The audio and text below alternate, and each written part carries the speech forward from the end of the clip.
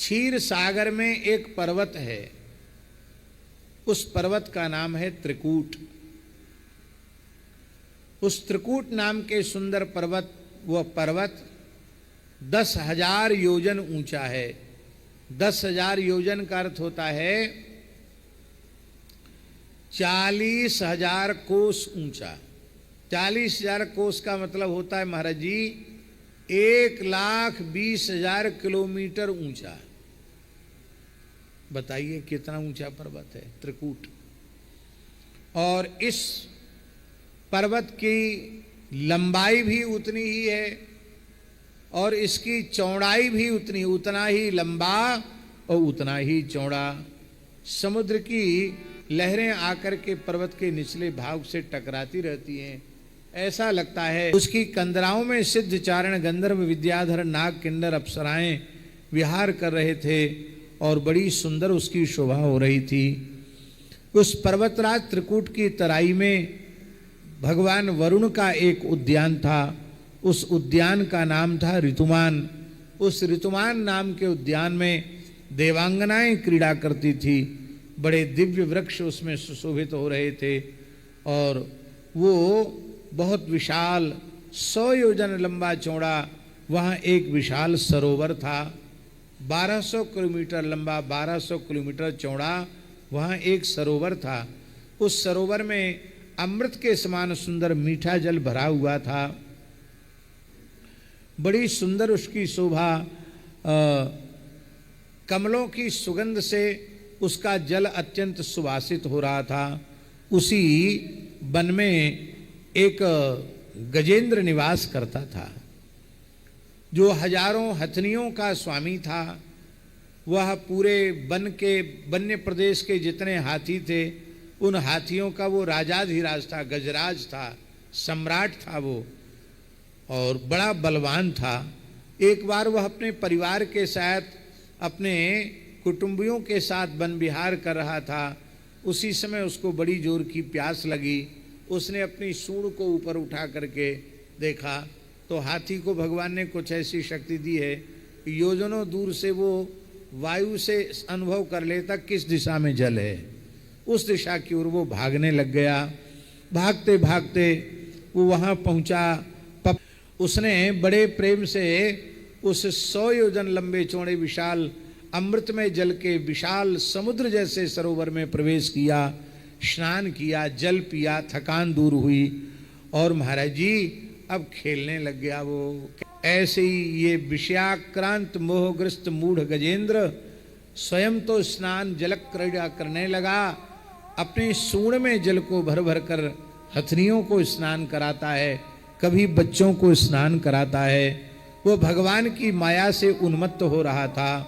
उसको पता नहीं था कि उसकी मृत्यु उसके ऊपर मड़रा रही है और उसके सिर पर विपत्ति मड़रा रही है। उसी समय दैव की प्रेरणा से उसके पैर को एक विशाल ग्राह ने पकड़ लिया। बड़ा बलवान था, इसने अपने पैर को छुड़ाने की खूब चेष्टा की।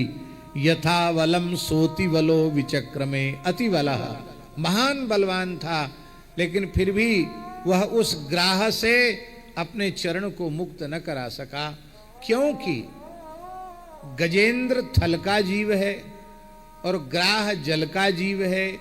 जल के जीव की जल में शक्ति अधिक होती है, स्थल के जीव की स्थल में शक्ति अधिक होती है, एक कारण। दूसरा कारण, गजेंद्र का गरम गरम रक्त पी रहा था ग्राह, और गजेंद्र को तो वहां कुछ खाने पीने को धरा ही नहीं था, यह भी एक कारण था।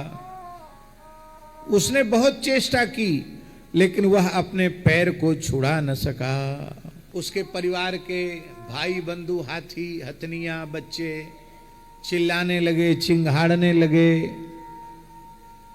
और सबने थोड़ी थोड़ी सहायता की कि ये निकल आवे, लेकिन एक एक करके सब निराश हताश होते चले गए। किसी की सहायता काम न दी और इसको निकालने में असमर्थ हो गए। वो उसकी सूंड को पकड़कर, पूंछ को पकड़कर खींचते हुए भी उसको जल के बाहर न ला सके, और यही संसार का स्वरूप है। संसार में स्त्री पुरुष गृह कुटुंब के लोग मनुष्य का तब तक सहयोग करते हैं जब तक उनको आशा रहती है कि इसको बचाया जा सकता है, और जब देखते हैं कि अब ये बिल्कुल मरणासन्न है, इसको हम बचा नहीं सकते, तो वे ही लोग प्रार्थना करने लग जाते हैं कि हे प्रभु अब तो इसको उठा लो, और नहीं तो उसी हालत में उसे छोड़कर अपने अपने काम में लग जाते हैं, कोई किसी का नहीं है। तो जब इस हाथी के परिवार के लोगों ने माता जी ये देखा कि अब इसकी विपत्ति जल्दी छूटने वाली नहीं है, तो इसकी हथनियाँ और इसके बच्चे, इसके भाई बंधु सब इसको छोड़ के चले गए। अब अकेला हो गया। लड़ता रहा, कितने समय तक लड़ता रहा महाराज जी, बहुत लंबे समय तक लड़ता रहा। बोलो भक्तवत्सल भगवान की जय। कितने वर्ष तक लड़ता रहा? 1000 वर्ष युद्ध करते करते व्यतीत हो गए। वो सतयुग का समय था। 1000 साल तक महाराज जी अखंड युद्ध, दिनों रात। देवता भी आश्चर्यचकित हो गए इस गज और ग्राह के युद्ध को देख करके। अंत में गजेंद्र की शक्ति क्षीण होती चली गई, ग्राह प्रबल होता चला गया, और उस गजेंद्र ने देखा कि अब मैं अपनी रक्षा करने में सक्षम नहीं हूं, अब मैं अपनी रक्षा नहीं कर सकता। इस निश्चय पर वह पहुंच गया, मैं अपनी सुरक्षा स्वयं नहीं कर सकता। ये ग्राह नहीं है, ये विधाता के द्वारा भेजी हुई काल रूपी फांसी है, इसमें फंस करके मैं व्याकुल हो रहा हूं।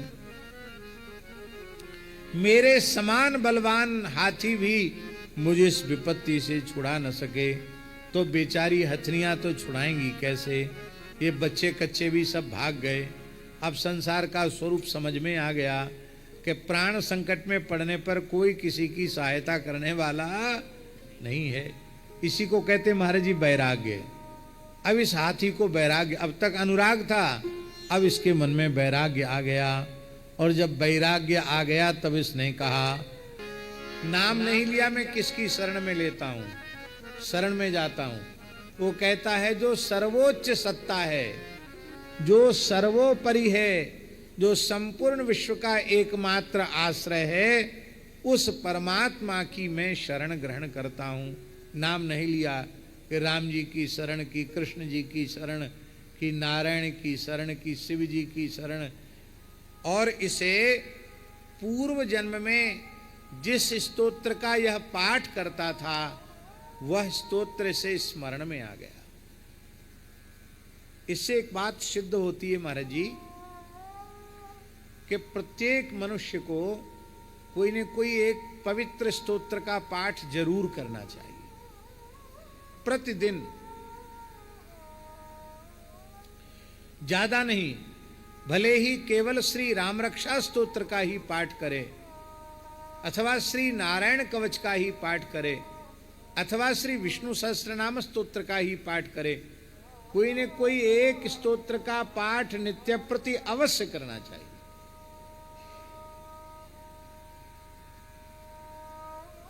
अब देखिए, पूर्व जन्म में इसने जिस स्तोत्र का पाठ किया था, उसको हाथी के योनि में, हाथी के शरीर से उस स्तोत्र की स्मृति आ गई। स्तोत्र की स्मृति ने ही गजेंद्र का उद्धार कर दिया।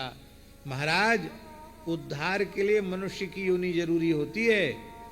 पशु पक्षियों के शरीर तो भोग योनि है, उनसे उद्धार नहीं होता, पर गजेंद्र की योनि में उसका उद्धार हो गया। साक्षात वैकुंठनाथ भगवान उसको वैकुंठ लेकर के गए। ये किसका फल था? ये पूर्व जन्म में एक स्तोत्र का पाठ करता था, उसका फल था। और गजेंद्र मोक्ष तो माताजी ऐसा दिव्य स्तोत्र है। आप लोग देख लें, संसार में बड़े बड़े संकट लोगों पर आते हैं, चाहे जैसी असाध्य विपत्ति हो, संकट हो, आप गजेंद्र मोक्ष का पाठ करने लग जाओ, अथवा किसी पवित्र संध्योपासन संपन्न पवित्र सदाचारी वैदिक ब्राह्मण के द्वारा संकल्प करा करके आप अनुष्ठान करवाओ, गजेंद्र मोक्ष का पाठ कराओ, तत्काल समाधान मिलेगा। असाध्य से असाध्य संकट की निवृत्ति हो जाएगी। ये गजेंद्र मोक्ष की बड़ी भारी महिमा है। कोई एक स्तोत्र जरूर पाठ करना चाहिए, भले ही राम रक्षा ही करो पर रोज करो जरूर। ये गजेंद्र पूर्व जन्म में इसी तमिलनाडु का राजा था, द्रविड़ देश का राजा था, इंद्रद्युम्न इसका नाम था। और उस समय जिस स्तोत्र का पाठ करता था वही स्तोत्र हाथी की योनि में याद आ गया। और जब भगवान को पुकारा तो महाराज जी संतों ने यहां तक कहा कि हाथों गजेंद्र ने कष्ट में कहा, री कहने के पहले पहले भगवान ने प्रकट होकर के अपने चक्र से ग्राहक के मुख को विदीर्ण किया और गजेंद्र की सूंड पकड़ करके जल से बाहर निकाला। पहले ग्राहक का उद्धार किया, इसके बाद गजेंद्र का उद्धार किया।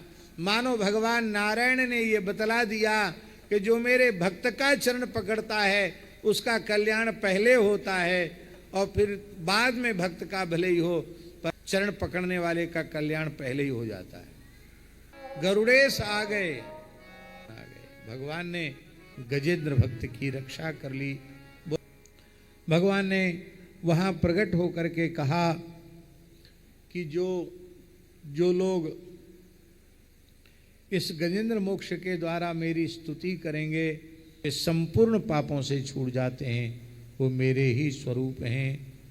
परीक्षित ने कहा, महाराज गजेंद्र और ग्राहक की पूर्व जन्म की कथा जरूर सुनाओ। भगवान की भक्ति तो देवताओं को दुर्लभ है, ये हाथी को भक्ति कैसे मिल गई? बोले ये हाथी पूर्व जन्म का द्रविड़ देश का राजा, द्रविड़ माने जहां हम लोग बैठे हैं, इसका नाम इंद्रद्युम्न था। युवावस्था में ही वैराग्य हो गया, सब कुछ त्याग करके, और यह मलयाचल पर्वत पर, जिसको मैसूर में जो मलयाचल पर्वत है, और मलयाचल पर्वत जहाँ मलयागिरी चंदन उत्पन्न होता है, मलयाद्रि पर ये तप करने लग गया। इसके तपस्या की इतनी प्रशंसा होने लगी कि बड़े बड़े ऋषि महर्षि भी इससे मिलने जाने लगे। एक दिन भगवान अगस्त्य इसका दर्शन करने इसके साथ बैठकर कुछ सत्संग चर्चा करने पधारे। उस समय ये बैठ के माला फेर रहा था। इसने सोचा अब महात्मा तो आते जाते रहते हैं, हमारा नियम पूरा नहीं हुआ, हम क्यों उठ के खड़े हों? उठ के खड़ा नहीं हुआ, उनकी तरफ देखा भी नहीं, उनका कोई सम्मान भी नहीं किया। उस समय श्री अगस्त्य जी कुपित हो गए। एक तो यह क्षत्रिय है, क्षत्रिय का धर्म है कि अपने से ज्येष्ठ श्रेष्ठ ब्राह्मण का सदा आदर करे। ये इतना दुर्विनीत हो गया कि अपने से बड़ों का आदर करना भी इसको भूल गया। बोले तू तामसी हाथी के जैसा बैठा है, जा हाथी की योनि में चला जाए। उसी के हिसाब से इसको हाथी बनना, उन्हीं के हिसाब से इसको हाथी बनना पड़ा। लेकिन पूर्व जन्म में जो भजन किया था उसके पुण्य से हाथी के शरीर से भी वैकुंठ की प्राप्ति हो गई। ये ग्राह कौन था? बोली ये ग्राह पूर्व जन्म का गंधर्व था, इसका नाम था हू। हा हा हू गंधर्व हैं कि गंधर्व हैं, गायन में बड़े कुशल होते हैं।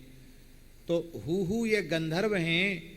ये इसी सरोवर में जहाँ ये गजेंद्र की लीला हुई है, इसी सरोवर में वो जल विहार कर रहा था, जल क्रीड़ा कर रहा था। और इसी सरोवर में महात्मा देवल खड़े होकर के जप कर रहे थे, नाभि पर्यंत जल में खड़े होकर जप कर रहे थे। ये गोता लगाए गया और महात्मा का पैर पकड़ करके जल में खींच के भीतर ले गया। जब बेचारे बहुत डर गए तब छोड़ दिया। तो महात्मा तैर कर अपने स्थान पर फिर आके जप करने लगे। और ये जल से बाहर गोता लगा के बाहर निकला, जोर से ठहाका लगाकर हंसने लग गया। हंसते हुए देखकर समझ गए किसी ने पैर पकड़ के खींचा है। पानी में किसी के साथ हंसी मजाक नहीं करना चाहिए। महर्षि को क्रोध आ गया। बोले लगता है देवता की योनि से तू ऊब चुका है, ग्राह के जैसे पैर पकड़ता है। शाप देता हूं तू ग्राह बनकर इसी सरोवर में निवास कर।